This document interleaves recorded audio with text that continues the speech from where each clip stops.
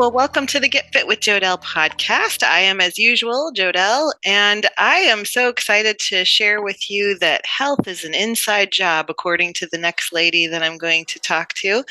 Leigh Ankrum is a functional bodywork practitioner with 34 years of experience in teaching and in her own private practice, as well as teaching students, and is internationally recognized as a bodyworker that believes that health is an inside job. We have to look inside the body to address the issues both inside and outside of the body as a whole system that works together. So we're going to talk about that. Together with her institute, the Ankrum Institute, Leigh believes in principles, not just techniques, listening to the body, not applying formulas, but empowering, not fixing. So I love that. I love that we're going to be talking about empowering the body today and empowering the person. So Leigh, welcome to the podcast today. Thank you. Oh, thank you. Thank you so much. I appreciate you having me.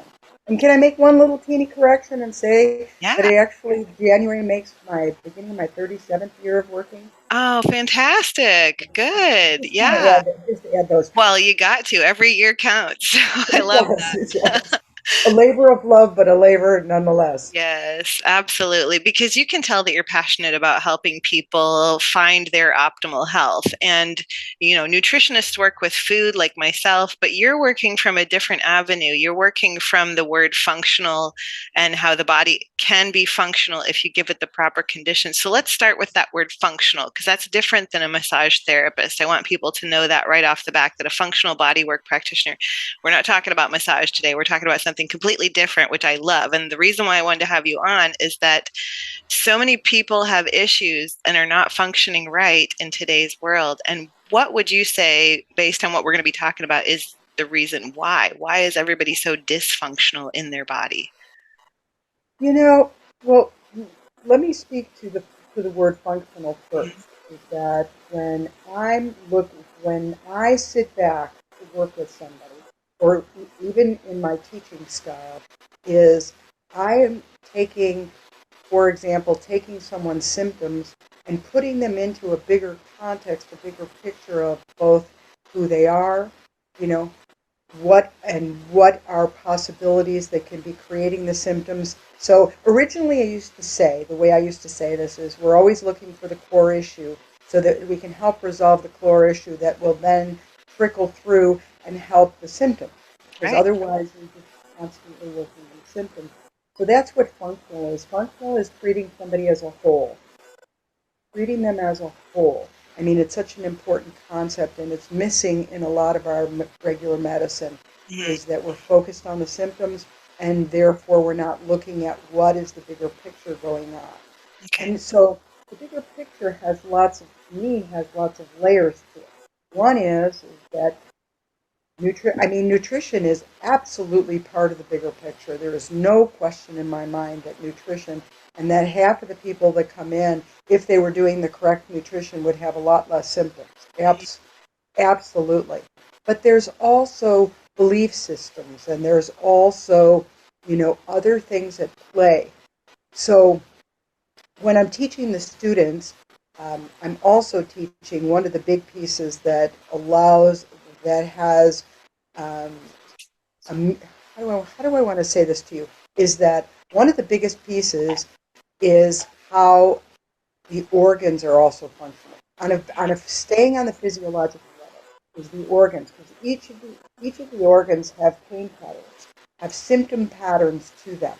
And so, really looking at what are the symptoms and what are the possibilities for them to come, where can they come from. But this becomes really complicated in a way, because I'm always studying something. And so lately what I've been studying is weirdly enough, mold. Okay? Ooh, we're going to have a lot to talk about. Yes, we are. So here, let me give an example. The pain patterns that come out in the body out of the kidneys. Okay? So the physical pain pattern is that you can have pain in your low back, which is so common for the low back pain to be coming from kidneys. You can have it all the way down, so into your SI joint, into the joint in the back of the hip there. You can have it going down the leg and grab the knee. You can have somebody who walks on their toes because more of a toe walker because there's so much tension and congestion in the kidneys. Mm. Now, but the other thing the kidneys can do is that kidneys can 60% of your blood goes through your kidneys every minute. Right. So what can happen is if I have congestion in my kidneys for whatever reason, we'll talk about that, for whatever reason, is that it can give me high blood pressure. Mm-hmm. So there are other reasons for high blood pressure, but from a bodywork, functional bodywork standpoint, that's what I'm going to look at, kind of feel for if somebody's coming in and in their list of symptoms, they have things like high blood pressure. Mm-hmm. Congestion in your kidneys can make ringing in the ears. Mm-hmm. It can do more pressure in your eyes. So there's a lot of things that are both physiological and on a biochemical functioning level of the body that you can have these symptoms from. But here's an interesting thing. When I was studying mold in the last month or month and a half, is that one of the things that mold does is really disrupt the hypothalamus. Yes. Now, yes, and you know about the hypothalamus, and one of the things is that the hypothalamus is directly orchestrating the kidney and the adrenals. Mm-hmm. But what it'll do is it'll create a dehydration situation in your kidneys. Mm-hmm. So am I going to have symptoms coming out of my kidneys because I have mold because it's hitting my hypothalamus? So this is the whole thing about functional, is that we functional people, I'm looking for, like, where are we tracing this to if we Mm-hmm. get like this? And that's just one example. And of course, mold in the hypothalamus mold does so many things in the body, like, fatigue, memory loss, or confused, hard to work for word retrieval, really high allergies. I mean, so there's a lot. So it's so interesting how we trace it to the kidney, but then, like, what's creating the issue in the kidney?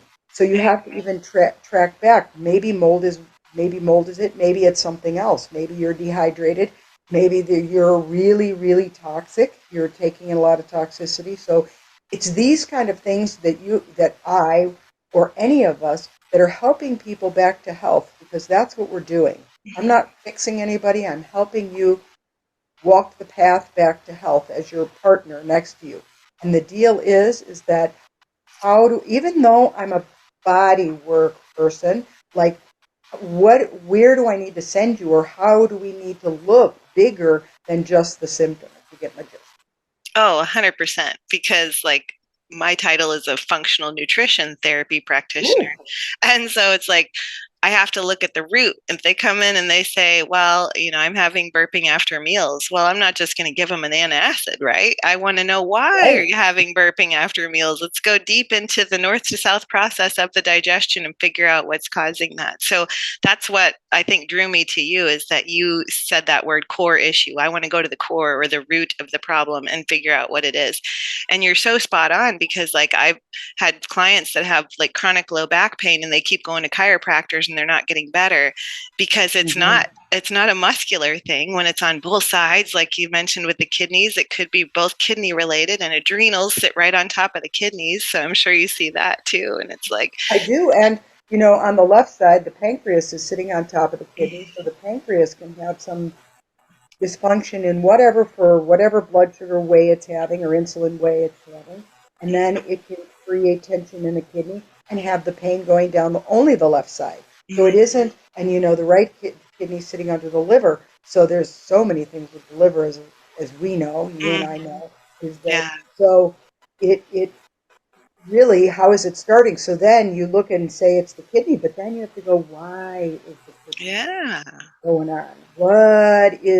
What's upstream from the kidney? Like, what's upstream from that? And that's, can be toxicity. I mean, somebody can be so toxic eating, foods that have lots of junk and drinking bad water or whatever, and creating those scenarios. So you take a pretty extensive health history, because I was listening to you talk about, like, you don't just have them fill out this paperwork. They have to, like, you have to sit with them and you're asking them questions, which is what I do too. I love that. But from that dysfunction question that I mentioned earlier, what have you seen as like one of the major factors behind somebody with like pent up tension in their body, or that low back pain, or what's that why that's in there that you seek out with that health history and the answers that you get?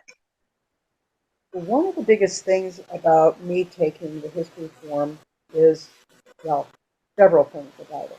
One is that most people don't answer at a depth that gives you enough information. So if you say that, have you had any major illnesses? And they'll say no, but then they've had several, pneumonia as a baby, but they don't count that and things like that. So I want to I ask the questions because it elicits more full and better responses. And with their response, then I go on to ask, it may take me a little bit down another path just so that I can get this more filled out, get that the whole picture more filled out. But here's to answer your question a little more directly, because I like to go off on topic, is that one of the big things about my history coaching is not only to find out what's happened to you, why you're coming, what's happened to you. What's big is I'm trying to find out how much trauma you have. There you go. I'm trying to find out how much trauma you have, and there are certain symptoms or certain responses that tell me, kind of keep proving my theory to me. You know what I mean? One of them is, hello, you and I are wearing glasses. How old were you when you first needed correction?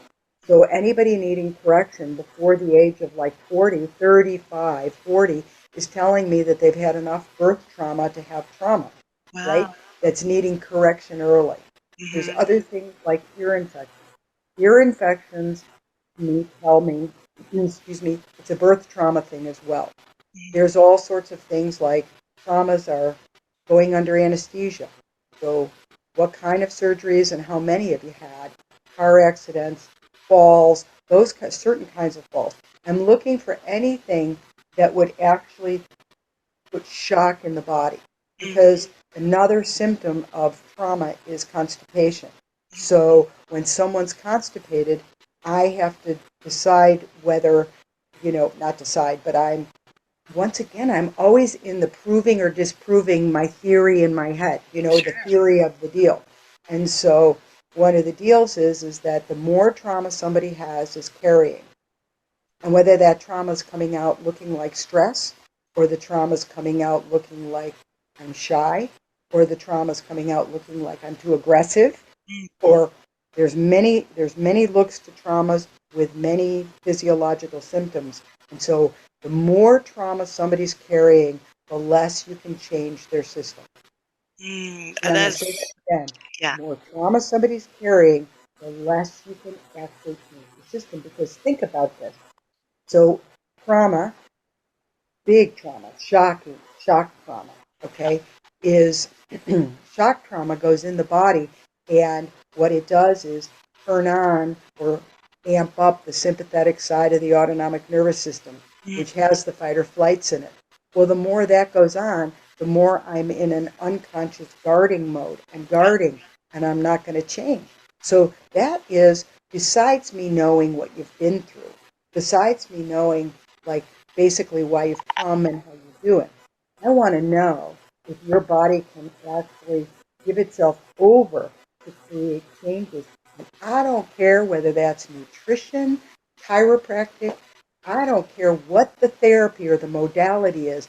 They're not changing if the trauma is too high in the body, because the body cannot go there. It's not even, and trust me when I say, it's not a conscious choice. It is the body's reptilian part of them is on and protecting them from changing. So that's what I'm looking for. That's one of the biggest things. And you know as well as I do that right now what's going on in the world is trauma is huge. high. Yeah. It's huge. So unlike in my whole 36.9, whatever, 2 weeks to 37, is like in all those years, I am telling you, I've never seen anything like it, what's going on now. Agreed, 100%. like there's more trauma, there's more anxiety, there's more social anxiety, there's more tension, there's more stress, there's everything is Everything. coupled just in the last 3 years. So, but you're so spot on because with nutrition too, it's like you have to go to the trauma, maybe what somebody said to them as a child to trigger an eating, a food struggle, or Right. some idea that was forced into them that now they carry with them about a certain type of food or about a behavior or something like that. Well, And those are in the belief system yeah. category. Yes. Okay. Yes. And you Definitely. mentioned that is it 60 to 70% of our trauma is kind of manifesting in certain organs of our body? Yes. Did I say that? I have no. Did I say that sometime? I don't know. No, I don't. Personally, I think it permeates through everything, and you Mm-hmm. never know what's going to actually access it. The, to me, the biggest part of the traumas is not necessarily. I mean, it can be anywhere. This whole thing where people have maps. I mean, there's a general map. The liver is anger. You know this. The kidneys are fear. There's general maps like that. But I personally think you never know when you're going to come into and meet what's the trauma that's happening. You never know. Although it happens more when I'm doing cranial sacral than in any other work. Mm-hmm. Okay, in any other work, because cranial is accessing. When you do cranial sacral work, it's accessing all of the systems of the body, and it's directly in communication with the autonomic nervous system. So it's in direct communication with it. So, but where trauma gets stored is in all the parts of the brain, but differently. I mean, it's going into the brain stem, so it's changing the automatic processes, the heart rate. It can change, breath, breathing, all that stuff. Muscle tone, blood pressure, all that's from the brain stem with trauma. The other thing is that the midbrain, you have the amygdalas are in the midbrain or the limbic system, and the amygdalas are the part of us. I'm going to say this really loosely because it does a bunch of things, but it's the part that can actually filter out stimulus. Okay. Right? So the amygdalas, which are located sort of in the brain around your ear-ish area, and those amygdalas are your filter. Right. Well, the more trauma you have, the more they can't be effective. So the problem is you have trauma and they can't filter out as much stimulus. So you've seen those people who are like you're sitting and talking to them and they're watching, their eyes get drawn to every movement that's going on, and that's because their amygdala cannot bring them and keep them focused in here. Mm-hmm. Okay? So, and then one of the big places else where there is trauma stores is in the prefrontal cortex. So every part of the brain actually has it. So you have it in the prefrontal cortex. So it's it's just big. It's just really, really big. And birth styles are getting worse over these last 20, 25 years because I've been studying birth trauma since the mid 1990s. And they're getting worse in the last 10 or 15 years. And so there's more trauma in more people, like big time. Wow, there's a lot to unpack because I want to talk about like not minimizing trauma because one person's little bitty issue is another person's like huge trauma. So like trauma can be anything too, right? So I think people listening to this need to understand what you went through might seem like you shouldn't be grieving that or you shouldn't have to deal with that Oh, stress that you're holding absolutely. on to, but you have to. Like I've even started doing something called crying therapy where like Oh, I wow. had some trauma of losing my parents at a younger age and I thought, maybe these like bags under my eyes that I tend to go towards are unshed tears. Maybe I haven't grieved. And Maybe. honestly, since I've started doing it, they've been better. So it's Oh, like, good for you. yeah, I was learning some Chinese medicine that talked about the unshed tears under the eyes, and I was like, maybe I didn't grieve. Maybe we didn't grieve. That when, like in my case, I was never able to give birth naturally to a baby. Like I wasn't able to be fertile, but I was grateful to be able to adopt a daughter. Yet, did I ever grieve the fact that I wasn't able to do the role as a woman, which is to Right. give birth to a child? So did I grieve that? Like even little insignificant things that we can forget about. Did we grieve that? Did we deal with that trauma? So maybe touch You on, know, have you seen people do that and make changes? well, I have to make a couple Sure. say a couple things about what you said.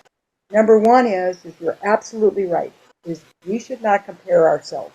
Is that my piece that affects me may not have affected somebody else, and vice versa. And nothing is, I don't think anything small. But you are describing emotional trauma. Okay. There's a difference between emotional trauma and shock trauma. Okay. Emotional trauma has memory, it has crying, it has all of that stuff to it, connection, you can connect to it. But shock trauma that comes from things like birth, which is overwhelming, car accidents, anesthesia, all of these things that are big, or hitting your head, getting concussions, falling on your tailbone, all of these pieces put a shock wave, like there's a shock wave into the body. And that's a different trauma. That's shock trauma, whereas you're describing emotional trauma. Because when shock trauma starts to come, shock trauma is the one that changes your brain, whereas emotional trauma does not. It can be stored in your limbic system, in your midbrain, but it's accessible, and it has memory to it, and it has emotion to it, Right. whereas this other does not. But the Gotcha. other is what starts to change you and restrict you at a really great level, and it's the one that's stopping work from being able to come in and make changes. So there's two different kinds of trauma: emotional and shock. Okay, so people have to understand that there's Good. these two. Yeah. Okay, and they're dealt with differently. Like you doing crying therapy, kudos to you, but that's emotional. Okay, the other is shock trauma. You have to work with a therapist that actually knows how to access it carefully, or you're going to somebody maybe who's doing craniosacral that will access it. So it's a different kind of, it's on a different kind of plane. Okay. Oh, I'm so glad you brought that up, because it sounds like one, like the emotional is more of the conscious trauma that we've been through. And then what you're talking about is almost subconscious trauma that we have no recollection of. But yet, once you realize that possibly that's where it's stemming from, that's where something like craniosacral, which maybe you should describe what that is, because there's still a lot of people that don't know this, but it is transformational. Like I've had it done and it is just phenomenal. Yeah, it can be. It really can be very transformational. And craniosacral is a system in the body. It is a body system, because there's many. Hmm. And craniosacral is working with. So the parts of the craniosacral system are the bones of the head, the sacrum, the bone at the bottom of your spine. It is the layers of membrane that are inside your head. There's three main layers inside your head, connecting to the bones and around the brain. And those membranes go all the way down, continuous, around your spine and connecting to your sacrum there at that bone. And in between two layers, there is the circulation of cerebral spinal fluid. But to say that this is the craniosacral system does not do the justice or talk about the possibility and the potential in that system. It is weird how the craniosacral system is part of the regulating of all the other systems in the body. So it's so weird that you can go and I can work on all the systems. But the thing about cranial that's kind of interesting is the fact that I may come onto your head, okay, and hold your head. And sometimes it's incredibly gentle, and then every once in a while you have to do something that's a little decompacting. Hmm. And this kind of work can go into to make physical changes in the body. It can go in and let trauma out. It can go in and work on fields and level of the self that's like, wow, Hmm. like, wow. And so its potential is there. It's also the person on the table and the person doing it, how they create this together, how something is created together, and what possibility opens. So you can never lay down for craniosacral and think that this is going to happen, because it's not, because the potential for anything is there.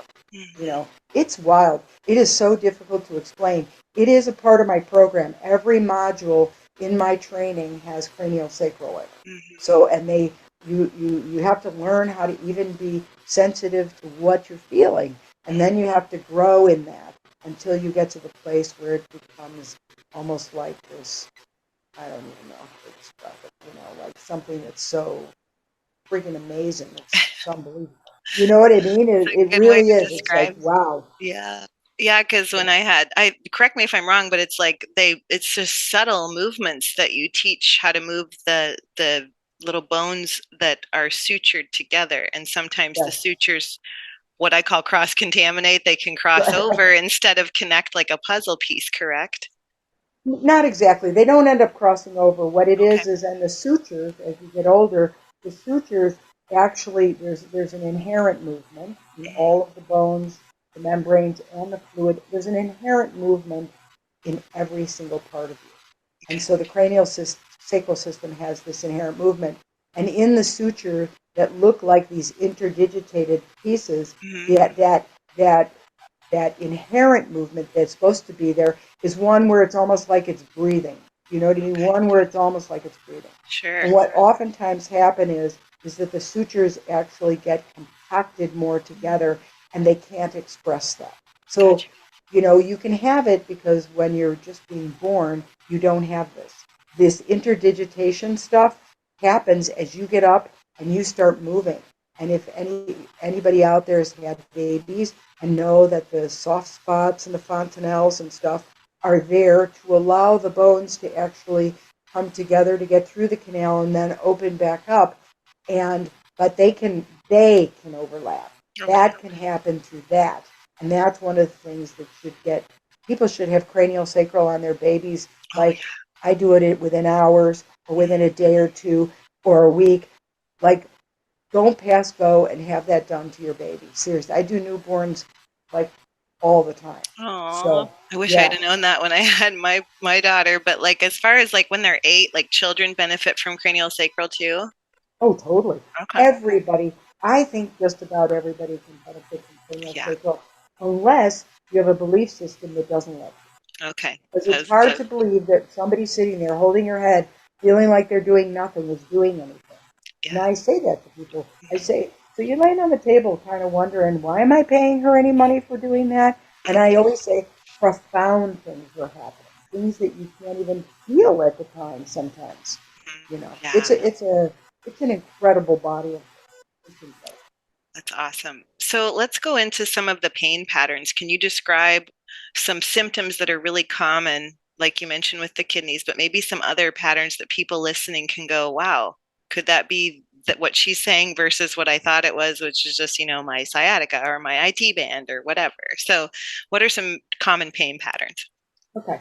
So one thing I want to say, I'm going to give you guys, because here's what, as you said it before in my intro, is that my school, though I teach techniques for everything, Mm, from your eyes to getting your ear canals lined up, to your liver, to how to make your ankle work correctly.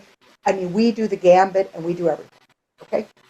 But one of the principles that I teach is that if I'm stuck somewhere, like somewhere is stuck and not moving, mm, okay, a joint is not moving, some other joint is going to have to become hypermobile in order to manage. Because if I'm locked here, something has to go, kind of has to be hypermobile to compensate for the lock. mm. Okay, so based upon that idea, I'm going to give you this, is I'm going to go from the kidney thing. So Okay. your kidneys live right near where the end of my thorax, Mm, okay? So it's my T12 and my bottom ribs, and my kidneys are there, and my kidneys sort of go right next to maybe T11, 12, L1, L2, my mhm. lumbar spine. Okay. Okay, they live there basically. And what happens is that if I have congestion in my kidneys, it locks up those joints. T11, T12, L1, L2, it's going to lock me over there if I have for a while, if I'm having it for a while. What does that do? It hypermobilizes L4, L5, and S1. Where does everybody have their blown discs and their herniations? Yep. L4, L5, S1? Is Mm, that not where many people are getting fused? Is that not where we have bulging disc? Is that not where we have all these problems? And then they have nerve pain going down their leg. But where? Where did it start? It's so common for it to start what they call in the kidneys or some kind of dysfunction in the kidneys. then it will lock up. So not only does it make the soft tissue tight and actually give you back pain, okay, in low back pain. That's super common. But what it'll also do is lock up those joints, those vertebrae, and make them actually, compacted, restricted. That's the word I want to use. But anyway, it will lock them up so that they become immobile. And what has to happen is someplace else has to become hypermobile. Well, you're not going to get hypermobile because of all the ribs above. You're going to get hypermobile below in the lumbars where there's nothing else that really supports the lumbar. So your L4, L5, and your S1, the top of your sacrum, the discs in between them get overworked because you become hypermobile to compensate for the lock that's above. So then what happens is you get these bulging discs, blown discs, and there's other reasons for them as well, but this is one of them. This is one of the reasons that they're also overused. The lower vertebrae become overused. So that's a principle that I teach, is that if something's locked somewhere, something else has to become hypermobile. And where the hypermobility is not where the original core issue is, but it's where the pain is. Mm-hmm. So that's where the pain is in the hypermobility side. So that's why people have that's another example of how functionally you have to look bigger in the body. Mm-hmm. Well, that makes so much Other pain sense. patterns that's really common is like for the liver. It's very common to have the right shoulder and your right neck be in pain, right? When there's, I'm trying to think what else. So your small intestines attach to your lumbars, and they attach mainly to L3 and L4, and then they're inside a fascial bag. They're in a bag, and the bag attaches to L3, L4, and it attaches to the right side of the front of your sacrum. Mm-hmm. So what can happen is that if I have a lot of bloating, is that if there's a lot of bloating, then what will happen is my intestines will pull my lumbars forward into my body. So they'll pull them what's called anterior into Mm-hmm. my body. And when it does that, then what happens is it's going to give me more low back pain. Mm-hmm. Another way to have low back pain. So I think that statistic that you were trying to say earlier is this statistic was not about trauma, but Okay. that it's about pain patterns that are coming out. Well, obviously, like it wasn't said exactly right, because I say 65 to 90% of pain in your soft tissue is coming from your organs. Okay. So I think that's the statistic, Yes. Yeah. is that most pain in your muscles is not coming from your muscle unless you injured that muscle. Mm-hmm. It's coming usually from an organ, which is why your work is like so needed for people. It's because people are coming in here bloated, and unless somebody takes care of what is happening on a nutritional, biochemical, functional level, and biological level, then I can keep working on your low back, but you're going to keep coming in with it. So I can't get help to help your body. We can't help your body get to the other side of this if you're not making these other kinds of changes. So spot on, but it's not just me, it's you too, because you're telling these people like this is why you're not getting relief from the things that you're doing musculo wise, like going Right, or bone wise, going to a chiropractor. Like you right, see all these people that are like, I've been dealing with this sciatica for this long, and maybe it's not just a joint issue, maybe it's something deeper than that. And exactly. it's really neat to hear somebody like yourself come out and say that, because yes, there is so much that goes into nutrition and taking care of the mobility of your body, but also I can't touch on the trauma that you're talking about, because that's that trauma that they didn't know that they even had until you took their health history. So it's really cool that you're able to pinpoint that. Well, absolutely. And the other thing is that by the time somebody's in some dysfunction, the organs need help of my kind and yours.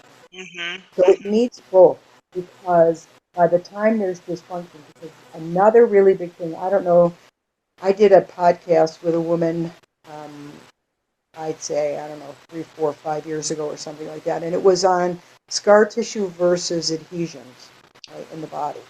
Okay. And it was powerful. And one of the things that happens is that we all know where scar tissue comes from. It comes when I've had a surgery and they've cut into me and then they're repairing and the body sends scar tissue in order to repair the area that had a destabilization from being cut. Mm-hmm. But there's also adhesions. And adhesions are these occur because I have dysfunction in something. And what happens is that when I have it long enough, let me also say, everything, there's almost nothing except some nerves in the body that is not covered in fascia, fascial membrane, the membrane. Everything is covered in fascia, everything. And so what happens is, so it just has different names in different places. Around my kidneys, because we've been talking kidneys, is renal fascia. Around my lungs is the pleura. Around my heart is the pericardium. It just has different names. And it's just wrapping everything everywhere. Okay, back to dysfunction and adhesions. When something's in dysfunction, whatever my organ is in dysfunction, it changes my fascia that's around it and affects my neighbor's fascia. And they adhere together. And then it makes whoever was in this other fascia, whether it's my large intestine sitting right next to my small intestine, it will begin, after a long time, to make dysfunction in its neighbor. Okay? So I am affected by what is happening with my neighbor in the body, and I adhere together. So adhesions are create a lot of really big issues. So one of the things that needs to happen is not only do you need the health coming from nutritional change, what kind of water you're drinking, and of course there's usually supplements to bring back the gut and all the other stuff but also you need someone like us who is going to now actually normalize and help break up the adhesions so that everybody can be in as most health or optimum health that they can be. So it's not just one prong. Health, getting back to health is multi-pronged, and a lot of times it's also therapy, certain kinds of therapy. There's even, there's psychological therapy, which is good, but it's good for emotional trauma. Then you have trauma therapists who are doing things like EMDR and different things like that.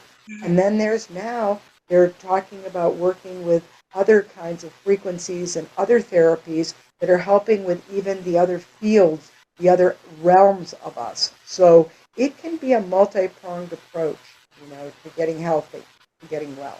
Yeah, I think it should be because, just changing, just somebody going gluten free, they can't affect all of the systems of their body. They're going to get some good results, but it can't touch everything. So I love what you're saying. Well, I think our biggest problem in our culture is that people think one and done. Right. I'm Yeah. going to do this one thing, and that's going to do it. And if it doesn't do it, then I can't be helped. So that's a problem too. The way you said it earlier, belief systems and how belief systems play in. Absolutely. I want to go back to the fascia because I heard you say that the fascia is electroconductive, like it's conductive as far as so to me, that makes me want to talk about two things with regard to that. Since you said everything has fascia, is dehydration is huge. And I'm sure you see that. But also, are we being affected at the fascia level from the conductivity of all of these electromagnetic devices around us? If I could scream on your thing, I would, and say yes, absolutely. Good. So fascia is like this amazing. Like I started as a massage therapist, and from that standpoint, for the first many years, everything was about a muscle, muscles, everything, and muscle, muscle, muscle, muscle. Right. But I have come fascia, fascia, fascia. Okay. Over these years, I've definitely changed my tune, and fascia is so powerful. It is like it has consciousness. It does conduct electricity. It conducts your hormones through your body. It does a lot of things. It's protective. It helps things. It helps structures to glide next to each other. And the more dehydrated you are, the more dehydrated your fascia becomes. So we'll say this in a very simple way. Fascia is a semi-viscous. So that means fascia is semi-fluid. Mm-hmm. And it's that way on purpose as to be, it's a much better conductor and also lets things move next to each other, slide and glide and so forth as it does, you know. But EMFs, like electromagnetic frequencies, will definitely disrupt how the communication system is happening through your body. And one of the big things that EMFs disrupt, so it disrupts a lot of stuff. One of the other big thing it disrupts is that your heart, which your heart is actually like the center of the world. It's just more than the brain. Do you know that there's more frequency in your heart than there is in your brain? Like we Yeah, look always at think, like why they do an EKG. That's the electrical pulses of the heart. Yeah. right, exactly. And so, so one of the things that EMF does, we have so many people with arrhythmias, kinds of Yes. arrhythmias these days, and it can, I'm not saying anything is, but it can be that the EMFs are getting you, and the rollout of 5G really, Absolutely. really is hitting us. But the 100%. other thing it does that the EMFs do is that the EMFs produce free calcium ions floating through the body, and it's these free calcium ions that actually break into cells that allows. We have cancer naturally occurring in us. We have a lot of things that naturally occur in us that are not harmful unless then the system, our system, then changes to create a scenario where it can get us. We have all sorts of bacteria and funguses and molds and everything. It's just like, how does it, how do we, you can say it, like how do we, a weakness is created and therefore it can take hold. So, but one of the things is that it's why cancer is spreading more. One of the many reasons why cancer is spreading more is because these calcium ions that are free radicals in the body are breaking cell walls, and therefore the cancer can get in. So Preach it, sister. that Preach it. what I said, preach it, sister. I want more people to hear this. it's true. It's really true. So it's a really big deal. And the problem is because people can't see them, they don't know that it's affecting them. Yeah. And people are on the devices or wearing iWatches and stuff like that, which when you wear an iWatch or you wear something like that, and something that has Wi-Fi that's going to your watch, you are pulling it right in your body, Right. whammo, right into your body. Same with the AirPods, people wearing the little Oh, AirPods. Yeah, for sure. yeah, yeah. You're just pulling it in all the time.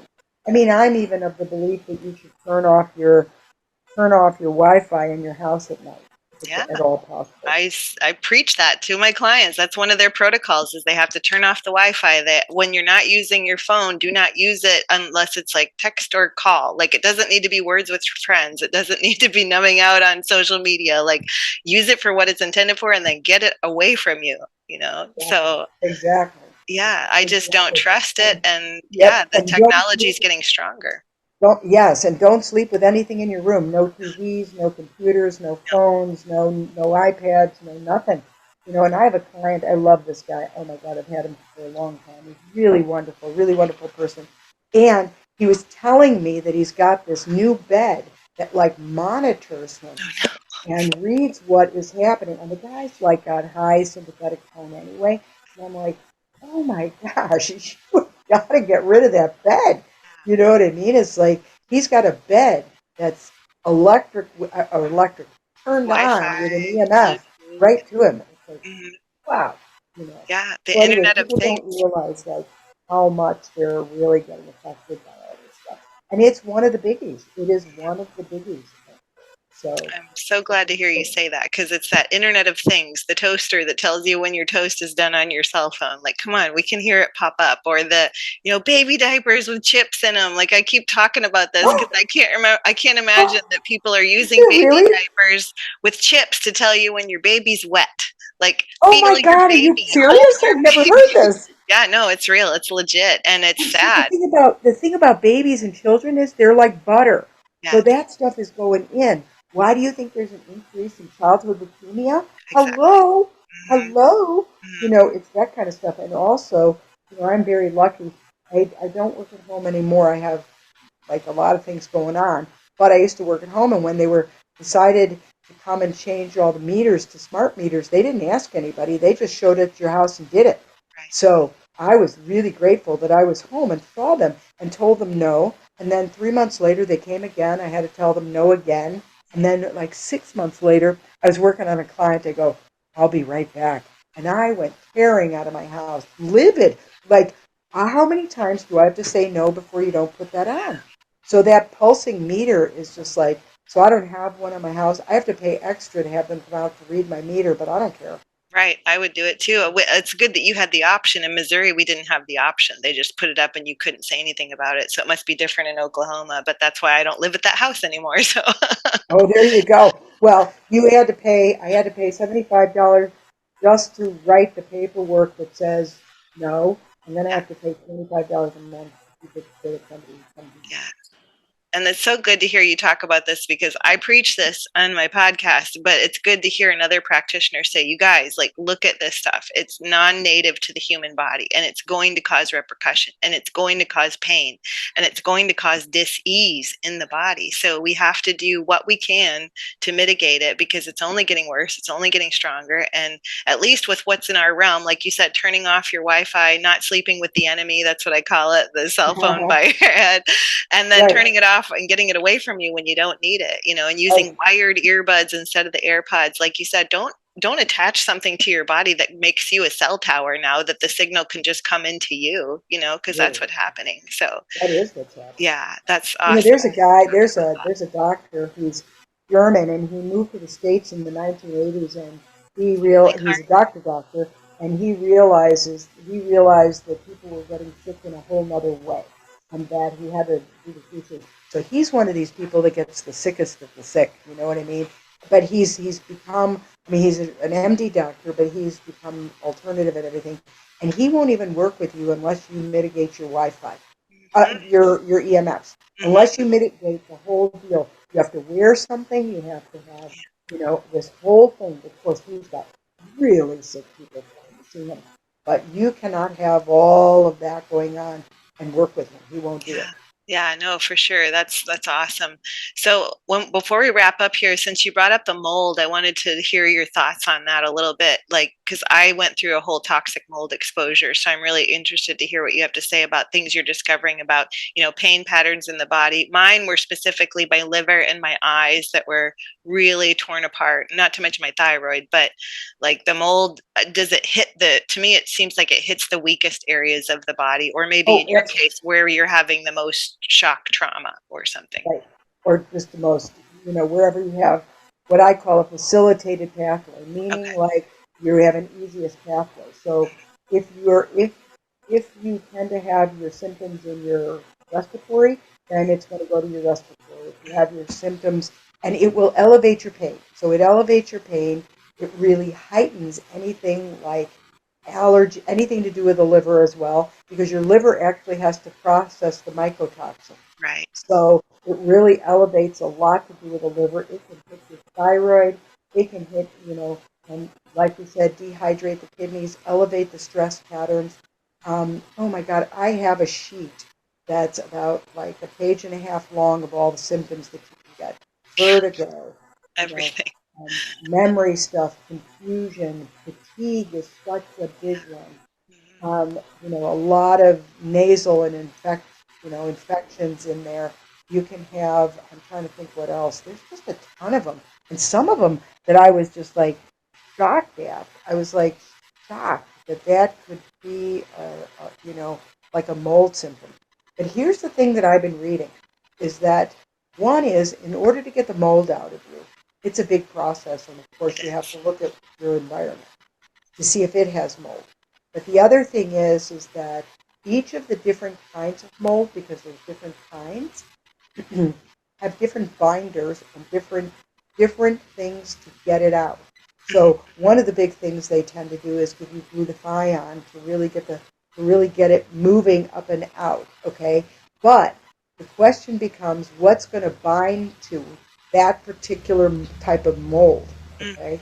Because the binders tend to be charcoal, bentonite clay, then there's also chlorella, and I'm forgetting what the fourth one is, and different molds. It will only mold, like you may have a mold that two of them are a binder, but you have to get the right binder for the mold that you've got. That's why it just can't be, oh, I have mold.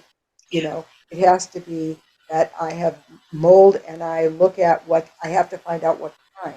Mhm. Okay, so it's important that the test happens for what kind of mold, so you can use the right kind of binder. And the other thing it is that I have learned over these last couple of months, because I always thought healing crises were okay. You know what I mean? Like when somebody goes into a healing crisis, as long as it's not too huge, you're okay. So I've read a few books these recently, and it says no. You need to do micro dosing to get the mold out. And if the person starts elevating in symptoms, you really need to bring the symptoms back down and just be pulling a little at a time. So it's going to take one longer. Yeah. Once again, most people think that in a month it should all be gone. But that's not true. It usually takes a year and a half. So your symptoms will lighten, but really to really get anything like that, like mold or dealing with your gut or dealing with candida or doing any of the numbers of other things that have to do with yeast and mold and bacteria and funguses, it takes quite a bit to get that to change over, and you want to do it slowly and carefully, taking a step at a time. So Yeah, it was a good 17 months for myself. So like there you it go. was, and really it was 4 years because I didn't do it well enough the first time to where it actually wasn't all gone and it can proliferate again. So if you don't do it well enough the first time, then you're going to get it again. And like you said, I went through ozone treatments and I poked the bear. That's what you call it when you get like a really bad reaction because you go too fast too soon. So don't poke the Right. bear. You got to, like you said, microdose nice and slow, work Right. with the practitioner. Have you seen things like the body work that you're doing or the craniosacral help people through kind of the trauma of the mold? Well, it's that what I think, as opposed to saying help them through the trauma of the mold, is that what I want to say is it helps the body, it allows the body to be able to handle, help it sort of be able to do the work, have the energy and do the work it Yes, needs to do, I love as opposed to, you know, because we're not going to get rid of mold doing body work. Okay, that's just not going to happen that. per se.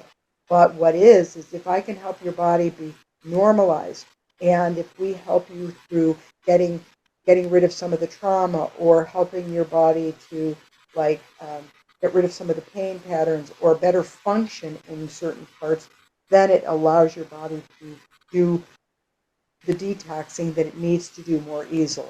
So that's that hand in hand thing. Yeah. I don't ever think, I used to think, in the very beginning of those first years, I thought, oh, I can heal anything. You know how you start that way? And all my teachers taught that way in the Yeah. beginning.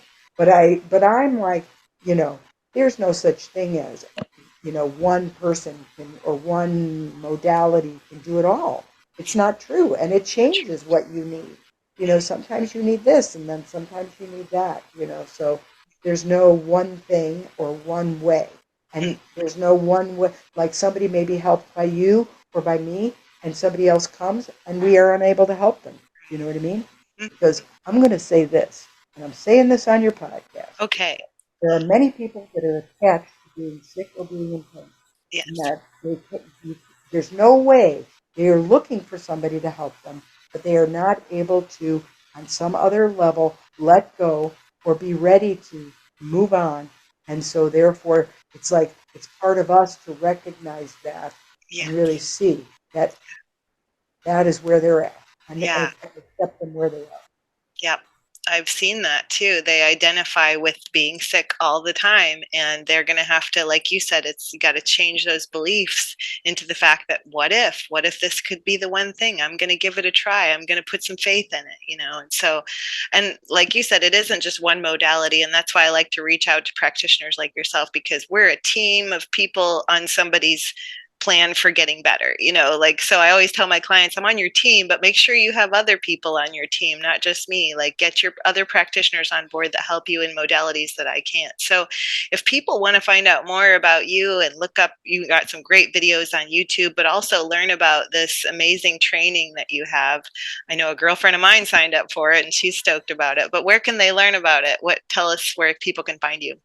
Well, people can find us on our website is Ankrum Institute, ANKRUM Institute.com. So there's all about the training there. And then the other thing I'd recommend is that they want to go on YouTube also to Ankrum Institute and watch some of the videos. We have anything from a 2-minute to an hour of over the time of all these videos that I have shot, and so it has all different kinds of information about the body.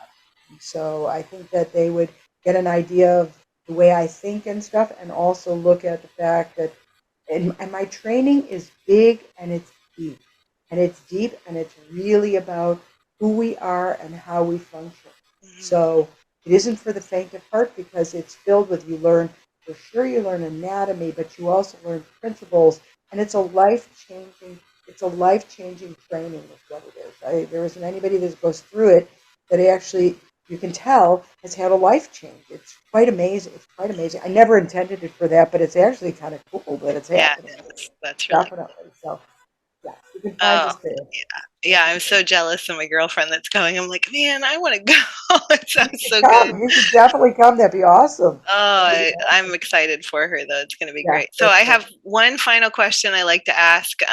What would you say is your exquisite moment for today? Because Audrey Hepburn's quote is, I believe that every day should have at least one exquisite moment. What would your exquisite moment be today? Oh, well, that's so interesting.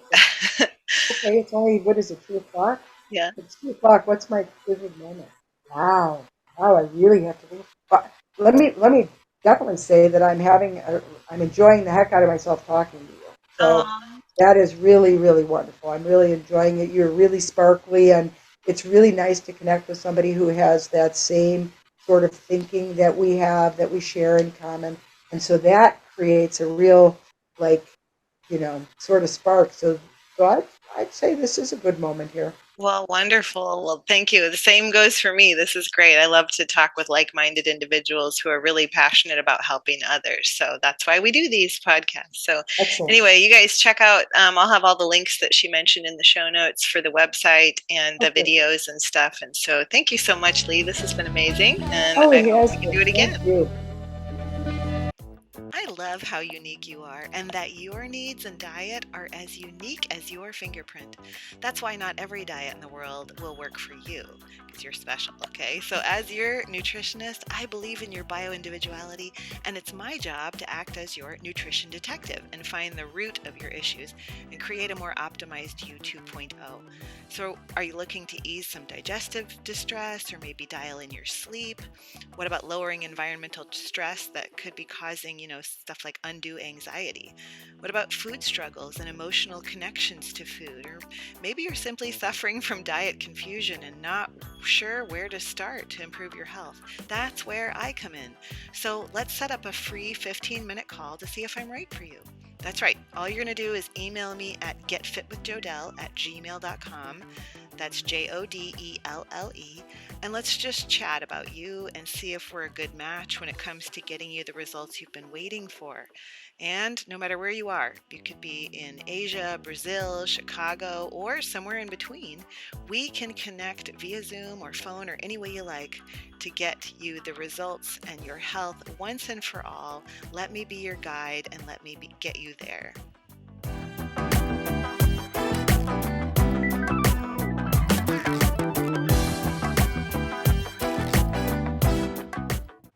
Did you know that just 1 hour of blue light after the sun goes down can cause insulin spikes, sugar cravings, and throw off your melatonin production? It could be the reason why you're reaching for something sweet late at night. And virtually everyone I meet with tells me they wind down at night with a television or a little rectangle in their hand of some kind. So while I might not be able to have you get rid of that little rectangle in the evening, an easy and simple fix is blue light blocking glasses to block out that television, the smartphone, the tablets, those household LED lights, and even the fridge light if for some reason you need to be in the fridge after the sun sets.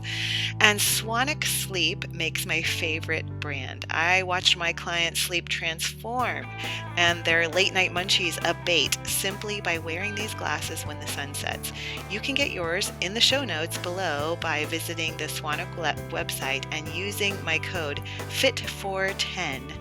That's FITFOR, the number 10, for 10% off your purchase. And just so you know, they have anti-blue light night lights for the kids' rooms and anti-blue light bulbs for your bedside lamp. Blue light doesn't have to destroy your health, and you don't have to change your evening habits, just simply change your eyewear.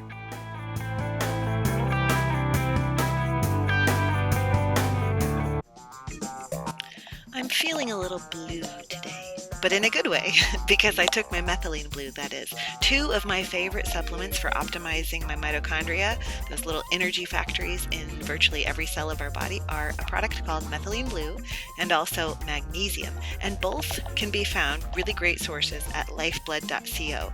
The most authentic and well-researched form of methylene blue and magnesium that I have found to date is the one carried by LIFEBLUD.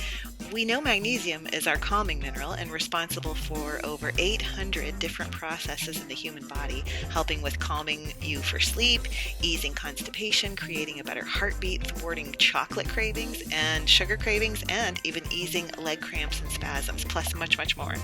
And I don't know where I'd be during the last 3 years, during a time when many around us were ill, without my methylene blue to keep my cells' immunity going. Methylene blue is antiviral, antiparasitic, antimicrobial, and even helps combat candida overgrowth. You can get yourself my two favorite supplements by clicking the link in the show notes for LIFEBLUD and using my promo code JODELLE, JODELLE, to save on your very own purchase of those two items or any of the wonderful products at LIFEBLUD. Again, that promo code is JODELLE to save, and just visit the show notes below and click the link. I think you'll be glad you did.